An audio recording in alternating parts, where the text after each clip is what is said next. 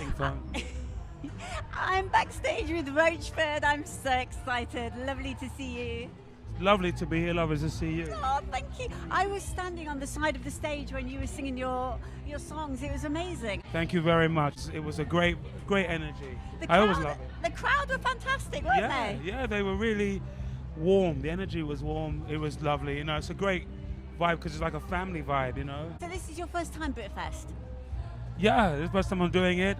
Not my last, I hope. I love it. I love the energy, and it's real British affair. I love it. The weather's not too great out there. It's kind of Well, like, that's the Brit experience. You know? they've worked on that. Does it affect you what's happening out there? Well, I was lucky because for some reason, even when it's forecast with rain, I always walk on the stage and it stops, and then it's almost a bit sort of interesting, a bit But even if it was raining, I'm playing music. What's not to like? When you're on stage and you're singing and you've got all those thousands of people in front of you, are you actually looking at what's going through your head? Are you looking at them? What are you thinking about?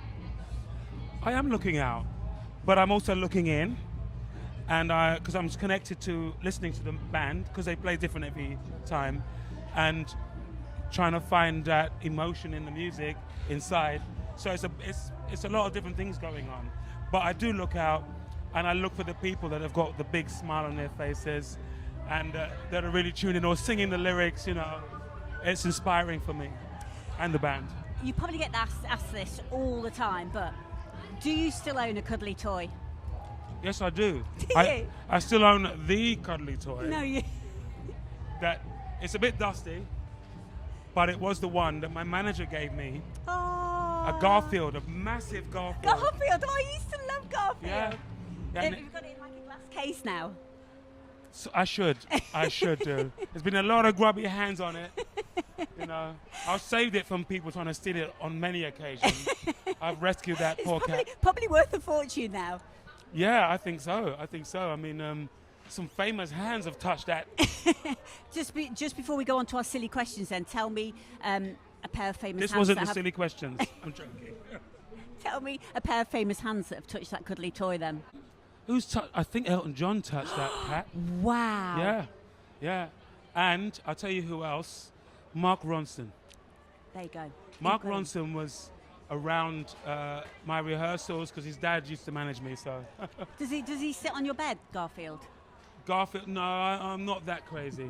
As a matter of fact, it's quite sad because it just sits in a dark room somewhere. Aww. And it's quite unloved because I think it's a bit weird, a man of a certain age carrying a stuffed animal around. Don't you think that would be a bit weird? I think it's quite endearing. Endearing. She says that. But Anyway, a couple of crazy questions. If you could fly or if you could have X-ray vision, what would you have? Fly. Would you? Definitely. Which is kind of weird because I hate heights. I don't like heights. But X-ray vision sounds a bit sinister to me. So. I guess. If you could never eat chocolate again or never eat crisps again, which would it be? Oh my Lord. I'd fail on both counts, but I guess goodbye crisp. If you were running through a jungle and you were being chased by a tiger or chased by a zombie, which would you prefer? As long as it wasn't a zombie, as long as it wasn't a zombie tiger. Because they have those apparently. Wotsits for fingers, or you can have twiglets for toes. Is this the best interview you've ever had? You can choose for me. Is this the best interview you've had? Possibly. Finally then, would you rather live in the 80s or would you rather live now? I quite like living now, and I've done that one before, so Good this is a answer. new experience. Yeah. Oh, it is such an honour to speak to you. I'm so excited. Please Oh, could have thank a photo. you, bless you. You're a lovely, lovely person. So.